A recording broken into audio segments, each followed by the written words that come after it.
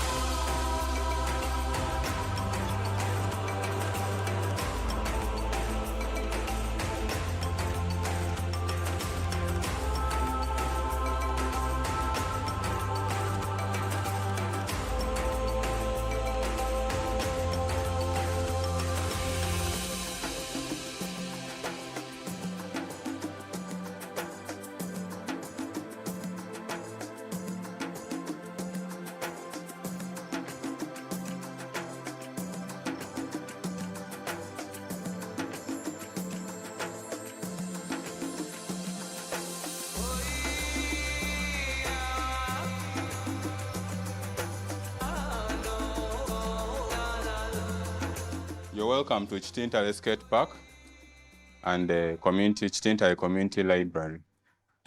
So our topic today, we are talking about informality and innovation. So whenever we say informality, we are talking about something that is not official. You get it? So under this, we derive two words. When we talk about informality, it comes from, there's a word formal and informal out of it. You get it? Now, this is where I talk about formal means official, informal, unofficial. You get it? Now, we have all heard about the informal sector and the informal sector. Have we heard about that? So, when we talk about the formal sector, we are mainly talking about the corporate world. You're employed, you're working in some office, some government office, you're working in some, some company, MTN, something like that. But when we talk about the informal sector, it mainly deals with say, you've come up here, you're a business person, you've started up your own business, you fall under the informal sector. So mainly, the informal sector will look at businessmen and women, and then very many groups that come in. You get it, eh? So under the informal sector, we are having very many youth groups that come in. Very many youth groups that come in. And someone comes in with an idea saying, I want to start a dance group. You get it? I want to start a dance group. It's in someone's idea. They haven't yet started it officially. You've been sleeping, you dream about something, you're like, I have a dream. I had a dream last night, but I'm good at dancing. I'm good at growing crops. I can tell the weather. You get it? It's still in the dream. You haven't yet started it out. Let me give you an example of the skate park. This skate park started as someone's dream. He's good at skating. That's his passion. He was like, then at some point he was like, but why don't I build my skate park? Because it's his passion. You get it? It all starts from someone's point of view. It's an idea. If you look at, we are looking at the journey from an idea to a reality. You've woken up one morning, you're like, you have a dream, you want to start a farming business. It's not yet like officially started. just like the way you see in that diagram. But there comes reality, you kicking it officially. But when you say from the point of having an idea to reality, there is a something in between here. You get it? There's something in between here. And moving from this point to this point will determine what you do here. Very many people have ideas in their minds, but they die through around here. They die around here. They don't see reality. They made kick off. They made kick off, but they stopped somewhere. Why have they died there? They lack sense of direction. They have the plan, but they lack sense of direction. And from moving from the point of an idea to reality, there's hard work and persistence in whatever you're doing. You get it? You have to work hard, and you say, I have to strive hard for my project to kick on. If the owner of the skate park hadn't kicked on with the project, it would have died from somewhere. But you are like, no. I have to see my idea come to work. He got money, he built something small. Something small. He started from there. Slowly by slowly throughout the years, started growing up. He's still here. But now he's seeing the light too here. At least if someone comes in and you're like, hey, what is there? What is there? You can see there's something small there. Very many projects die here. But if you, with hard work and persistence, you'll come up to, which is what you see right now happening here. Because me, I can talk out of experience. I grew up from this area from childhood. Factors came in. I'm among the pioneer skaters from the first ramp that was built. I've seen it from the grassroots to where it is here. And I later came and got a job here. You get it? So I can tell what it means from starting a project from the grassroots to where it is right now. But then, a person just starting a project or a group, because it usually starts as something small, a group, just a small group. Then along the way, it turns into a project. You get it, eh? So for you to maintain your project moving, there's something called innovation. You have to do something different from other people. Because there are very many people who will come up with the same idea that you have. Hey, I've seen someone, he has a successful dance group, let me also begin it. He comes in and starts what? Starts the same dance group. Remember, you had one. There was only one. Now there are two that have come in. The third person will also come in, he will get the third one. There are also 4, 5. What will a person like me do to look different from all these other people? That's where the part of innovation comes in.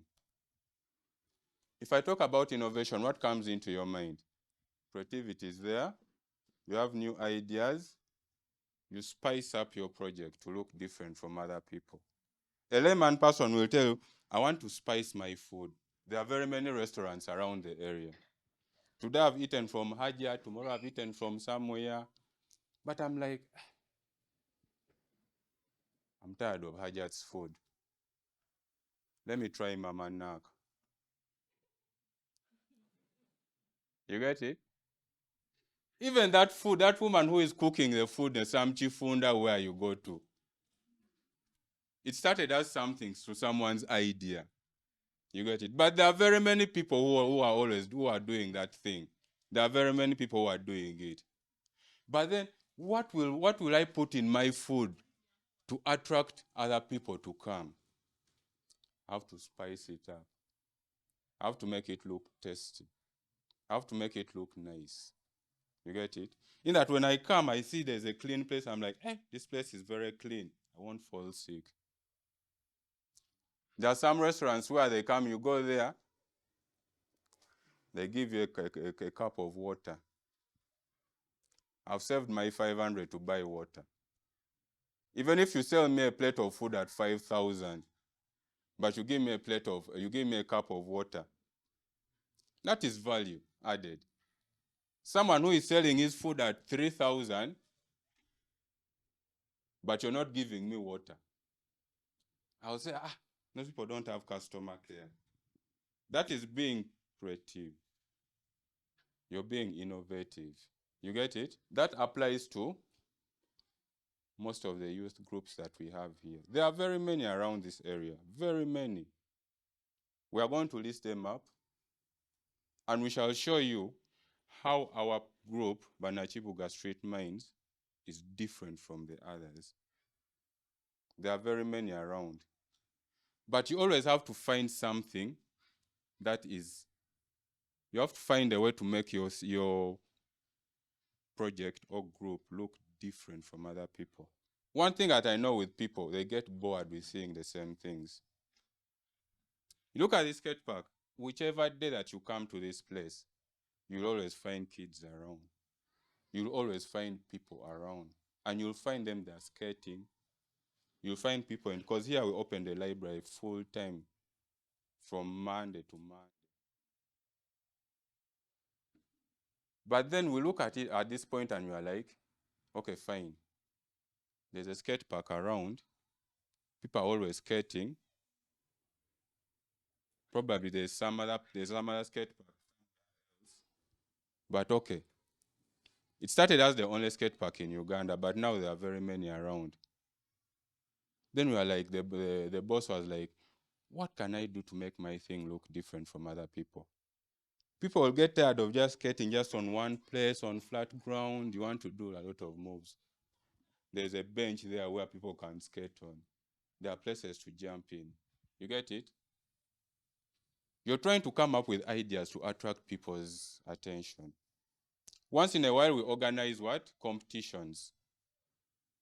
Because parents have sent their kids around to come and do what? To come and skate. But they want to see how far has my kid gone with the skating part. Does he only go and it lies to me that I'm skating, but then yet he's doing some other things. We organize competitions. And to pull the kids' attention, we give them prizes. You get it? We are trying to come up with something new, something where the kids will always be interested. So that the person, when the kid is skating, the kid will say, last time my friend won a prize. This time I also want to win a prize. I want to get a t-shirt. You know, kids are attracted by something, by small things. Something very small will attract a kid. You give the kid a shoe, like, I have a new pair of shoes. Mine was old. I'm going to be smart now. The kid will put a lot of emphasis. Will skate very hard. Will put a lot of effort in whatever they are doing. When the parents come in and they see the kids when they will say, that is something very nice. These groups that we have, they usually start as informal. They are not official. You get it? So at one point, they have to move from being informal to formal. And you know how they move from that point to this point? The best example is registration. You go and you register. And by that is how most NGOs start. An NGO will start from something small like that. And the next point you will see it's now a big organization. That is how most NGOs are. Just from a mere someone's idea. You want to provide. I have a friend of mine, he has an NGO providing sanitary pads to women in remote areas, But I sat down with him at one point and he told me how he began his stuff. Something small. He went searching for funding. And of course, when you go on to search for funding, the donors will tell you, but your thing is not registered. Remember, it's just someone's idea. He has gone on doing something. He had some little money in the pocket. He started from scratch. We went on helping people around, taking pictures, taking videos. Then we were like, it's a point for me to what? To go and register myself, to go and search for donors. They sent the videos to the donors around what. Those who are interested were like, this is a nice thing. This is something nice. But to give you my money, it has to show a clear, you have to be on the right line. Go and register yourself. He went and registered it. Remember, from being informal, he moved to where? That is where the legal part comes in. There are policies that always have to guide you. Because everyone, the idea is most of these youth groups start from as a way of, the main point, back of the mind, the whole point is about money. Let no one deceive you that it's not about money. The whole point is about money. But then for you to reach, if you start your group and you put money first, it will always fail. You won't go anywhere. You won't go anywhere. Trust me, believe me. If you put money first when you've started your project, you won't go and it will fail there. Because every little money that you get, you will always think of eating, think of spending it. And remember, the donors need evidence. They want to see that something is going on. So if you don't have money for the next, how do they call it? Because it always moves in phases, from one phase to another. So they tell you the first phase is this. You spent the money in the first phase. You have nothing to show them. How will you reach the second phase?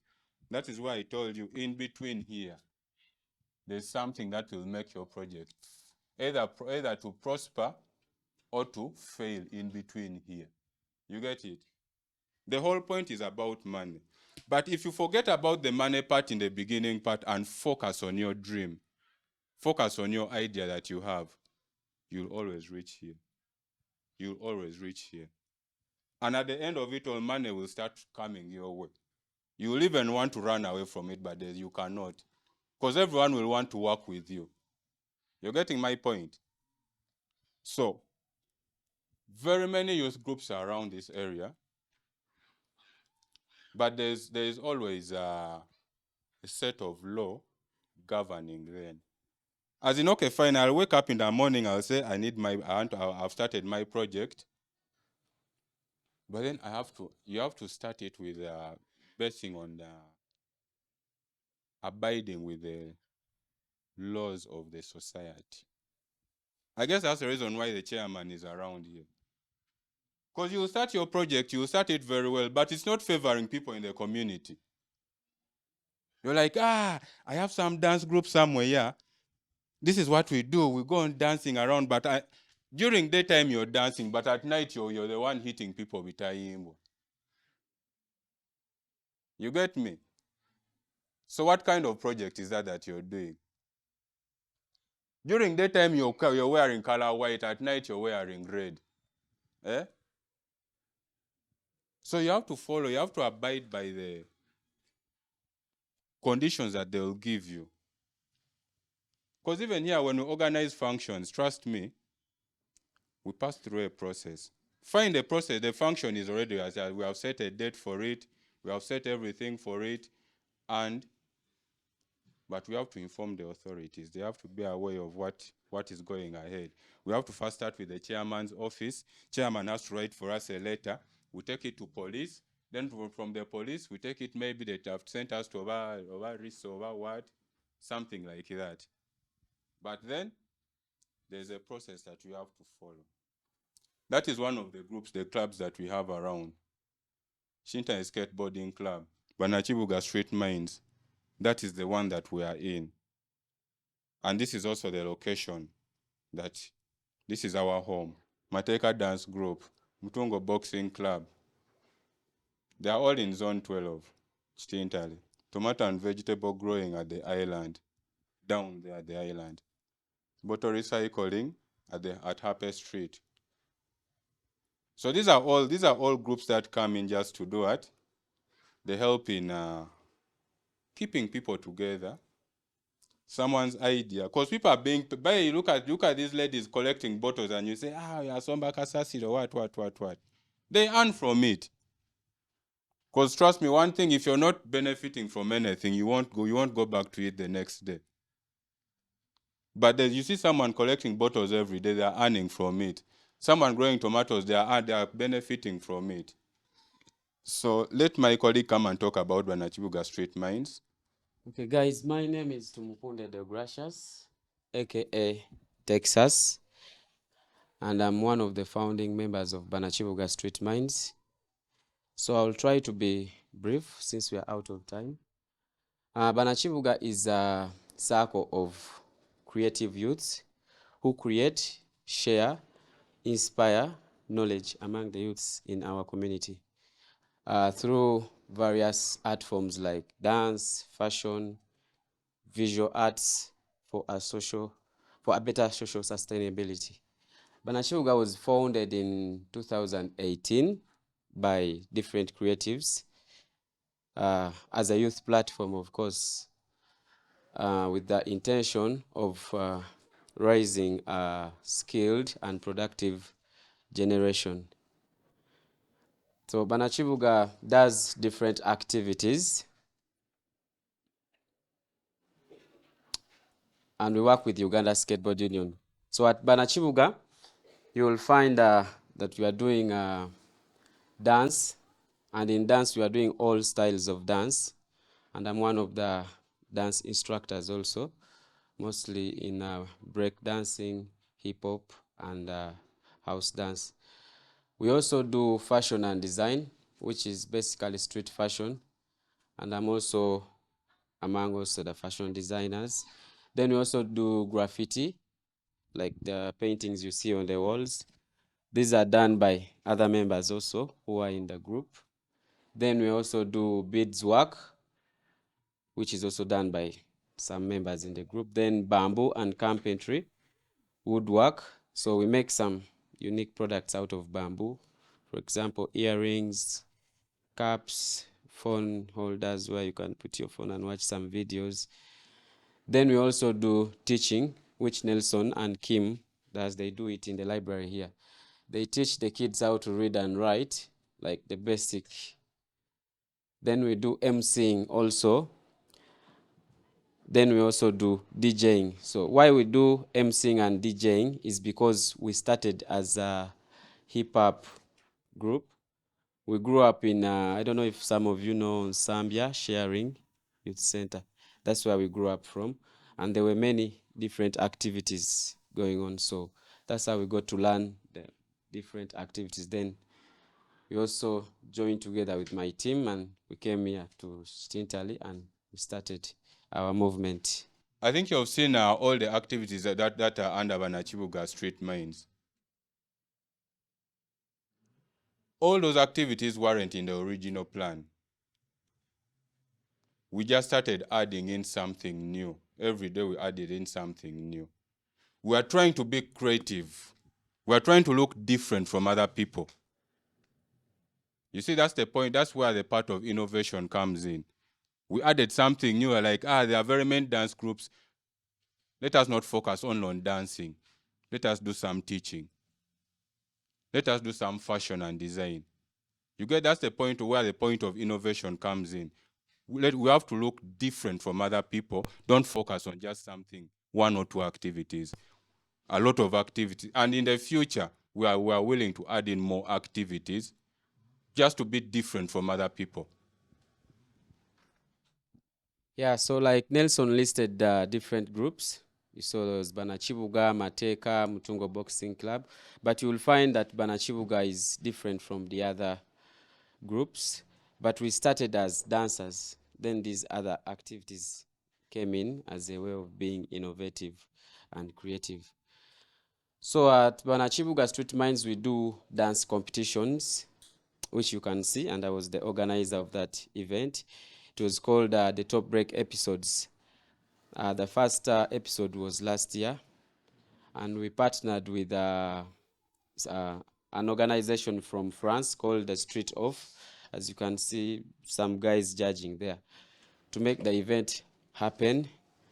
And then besides dance competitions, we also do dance workshops, not only in our community, but we also move to different communities, and we do it for free. You don't have to pay for the workshops. We also go as far as going to refugee camps. So far, we've gone to Changwali refugee camp, Ajumani refugee camp, then also Chiriandongo refugee camp. As you can see, we also do tailoring workshops. That was also in the refugee camp. That was done by Kim, one of the members in the library here. Also a member at Banakibuga Street Minds. We also have woodwork and bamboo crafting. As you can see, that is a table.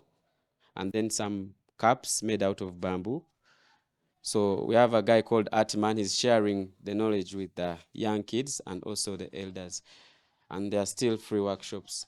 So for the fashion and design, you can see we do different products from upcycling to like making bags. But it's basically upcycling, since it's like a basic way we can start with sharing our knowledge with the young kids. So we also do DJing classes. The DJing classes, we do them with breakdance classes, since they all fall under the hip hop side. So whenever we have breakdance classes, we also do hip hop classes. As you can see, we're doing it with some kids who are also trying to learn and be like us. Then we also have art and craft classes. This is the basic way that we teach our kids to do graffiti, but on paper. Then as they grow up, we introduce them to spray cans so that they can learn how to use spray cans to do the murals you see on the walls. Then the reading and writing classes, also led by Nelson and Kim, which is done almost every day. And the library is open from 9 to 6 in the evening. Yeah, then the main activity that started before the others came, which is skateboarding, is also one of the activities we are doing as Banakibuga. It's not Banakibuga heading the classes, but we also take part in trying to share the knowledge, since we have a limited number of coaches and some of us also know how to skate, so we come in and help the skaters to share the knowledge. Then also the computer classes, which are led by Nelson here. He also does the classes every day in the afternoon, that's after lunch, with also the kids and the elders. Then also, as you can see, once in a while we offer meals to our kids in the community, just for the love, to keep them motivated and keep coming in the place. Then we have beadswork, which is also done by one of our members. But for the beadswork, we also invite other creatives who come in to share with the kids, since kids are mostly interested in the beads, because after the classes they walk away with some bracelets. So you'll find many kids in the beadswork classes, and that's why you find a big number of kids in the beads classes. Yeah. So that's all I can say about Banakibuga Street Minds.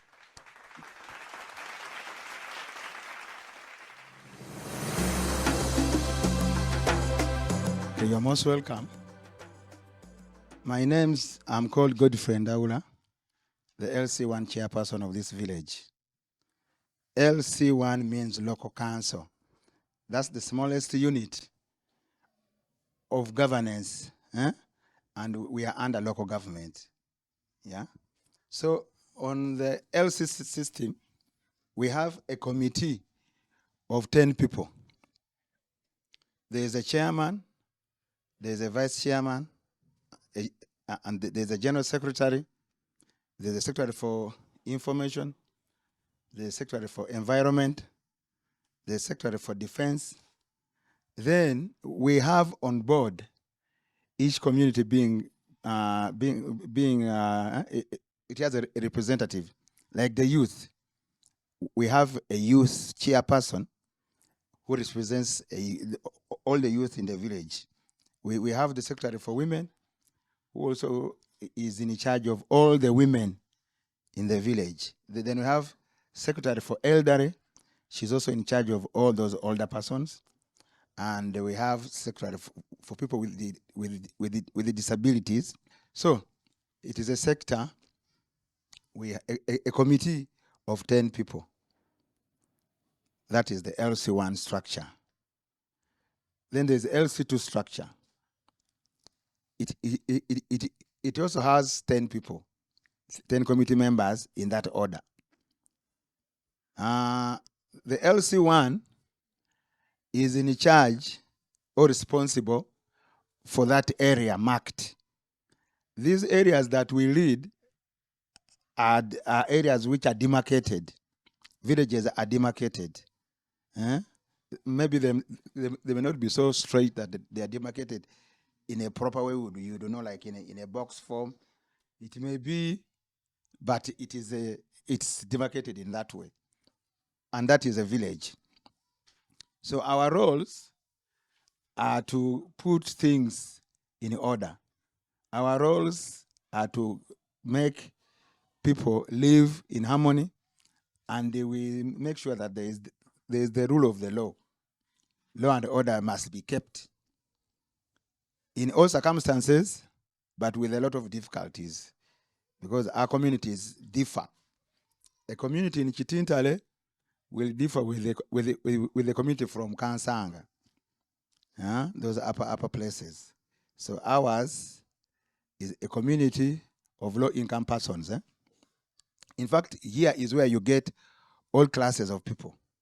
Yeah, the poorest, the poor, the middle class, the best class, the higher class, all these people, you get them around. So it is our responsibility.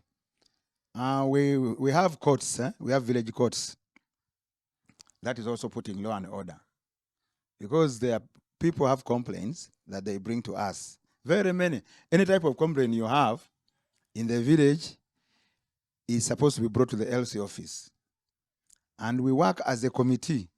We sit courts on Sunday with all those people I have told you being in charge. We cannot handle a youth matter minus a youth chairperson. We cannot handle an elderly person issue minus an elderly chairperson. So they must be present as we work as a team to see that there is law and order in the community. Then when we work and we feel there is a case which is brought before us, we are allowed to give a ruling. We give a ruling, we give a judgment on how we have seen the matter, how we have got the evidences, witnesses. We give a ruling. But if you're not satisfied with our ruling as the LC1 court or LC1 village court, you can proceed to the LC2 court.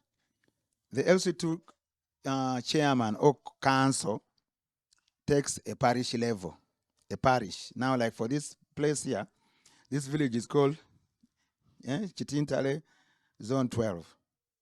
But we have Mutungo parish. And in this parish, we have got 13 villages which make up this parish.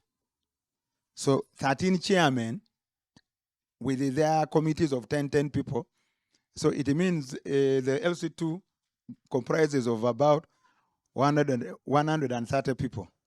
Executive, we are the people who make the LC2. So any case that we have failed to handle, we can ask for the LC2 to intervene, or we can give a ruling.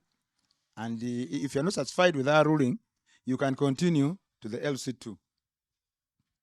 When you're at the LC2 and you feel you are not convinced also, the ruling is not in your favor or you are not satisfied with it, you go to the LC3 court. The LC3 chairman is the mayor. The mayor is the LC3 chairman who takes a division. A division has got all these parishes. All these parishes, like in Nakawa, we have like 23 parishes, which make Nakawa division, being headed by the mayor with his team of the executive and the councillors. From the LC3, you go to you go to the LC5, and that LC5 they sit at the city hall. Those are you get people coming from these other like Kampala. We have got about 6 divisions: Nakawa, Machinde, Central, Kawempe, Rubaga. So all those councillors from those areas sit in City Hall to discuss for their areas at a bigger level. So each committee has got its own roles. We are being helped by the division, by the mayor, like issues of making the roads, because we cannot make the roads. We have got the area councillors who help us, who represent us at the division level. So ours is to write everything we feel that should be done at that level.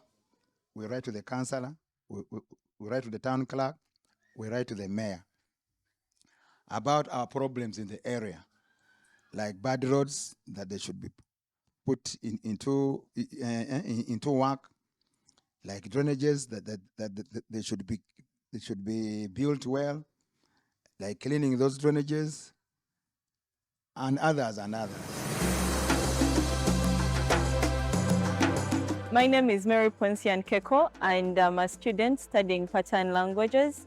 So basically, I am talking about what we learned from Kitintale, which is an informal settlement in Kampala district, a capital city of Uganda. One thing that we learned, I personally learned, is informality is a form of innovation and creativity, a place where people are striving to make ends meet and survive. So everyone is trying to invent something to make their lives better. And one of the other things that I realized in Kitintale community after visiting the skate park is the ability to have ideas and grow them into a reality, and the process it takes us through.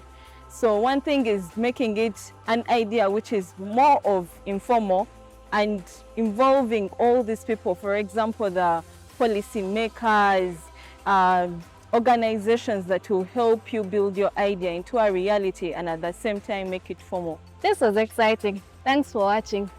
I hope you learned something. Catch us in our next classes and learn something new.